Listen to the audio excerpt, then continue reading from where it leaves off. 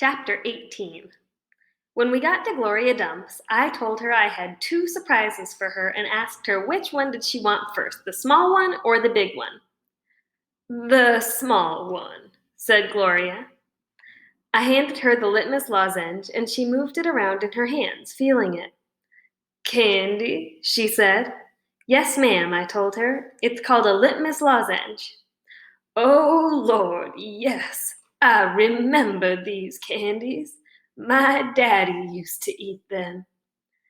She unwrapped the litmus lozenge and put it in her mouth and nodded her head. "Do you like it?" I asked her. "Mm-hmm." She nodded her head slowly. "It tastes sweet, but it also tastes like people leaving." "You mean sad?" I asked. "Does it taste like sorrow to you?" "That's right," she said. "It tastes sorrowful, but sweet. Now, what's surprise number 2?" "A book," I said. "A book?" "Uh-huh," I said. "I'm going to read it out loud to you. It's called Gone with the Wind. Miss Franny says it's a great book. It's about the Civil War. Do you know all about the Civil War?" "I have heard it mentioned a time or two," said Gloria, nodding her head and sucking on her litmus lozenge. "It's going to take us a long time to read this book," I told her. "There are 1,037 pages." "Woo-wee," said Gloria. She leaned back in her chair and crossed her hands on her stomach. "We best get started then." And so I read the first chapter of Gone with the Wind out loud to Gloria Dump. I read it loud enough to keep her ghosts away. And Gloria listened to it good. And when I was done, she said it was the best surprise she ever had, and she couldn't wait to hear chapter 2. That night, I gave the preacher his litmus lozenge right before he kissed me good night. "What's this?" he said. "It's some candy that Miss Franny's great-grandfather invented. It's called a litmus lozenge."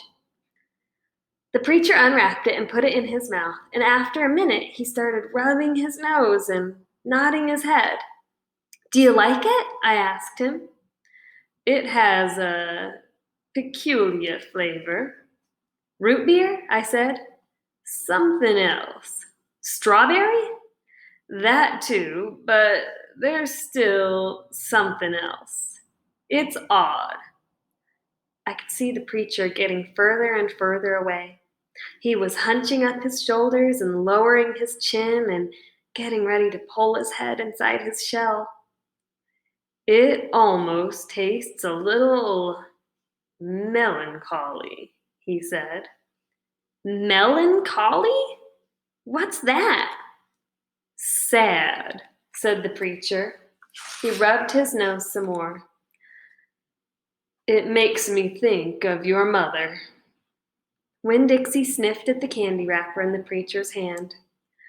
"It tastes sad," he said, and sighed. "Must be a bad batch." "No," I told him. I sat up in bed. "That's the way it's supposed to taste. Litmus came back from the war and his whole family was dead. His daddy died fighting, and his mama and his sisters died from a disease, and the Yankees burned his house down. And Litmus was sad, very sad, and what he wanted more than anything in the whole world was something sweet. So he built a candy factory and made litmus lozenges, and he put all the sad he was feeling into the candy." "My goodness," said the preacher. When Dixie snuffed the candy wrapper out of the preacher's hand and started chewing on it. "Give me that," I said to Winn Dixie, but he wouldn't give it up. I had to reach inside his mouth and pull it out. "You can't eat candy wrappers," I told him. The preacher cleared his throat. I thought he was going to say something important. Maybe tell me another thing that he remembered about my mama, but what he said was,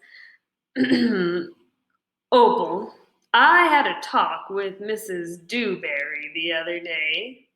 She said that Stevie says that you called him a bald-headed baby." "It's true," I said. "I did. But he calls Gloria Dump a witch all the time, and he calls Otis retarded.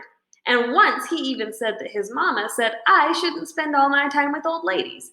That's what he said. I think you should apologize, said the preacher. Me? I said. Yes, he said, you. You tell Stevie you're sorry if you said anything that hurt his feelings. I'm sure he just wants to be your friend. I don't think so, I told him. I don't think he wants to be my friend. Some people have a strange way of going about making friends, he said. You apologize. Yes, sir, I said. Then I remembered Carson. Daddy, I said, do you know anything about Amanda Wilkinson? What kind of thing? Do you know something about her and somebody named Carson? Carson was her brother. He drowned last year. He's dead? Yes, said the preacher. His family is still suffering a great deal. How old was he? 5, said the preacher. He was only 5 years old. Daddy, I said, how could you not tell me about something like that?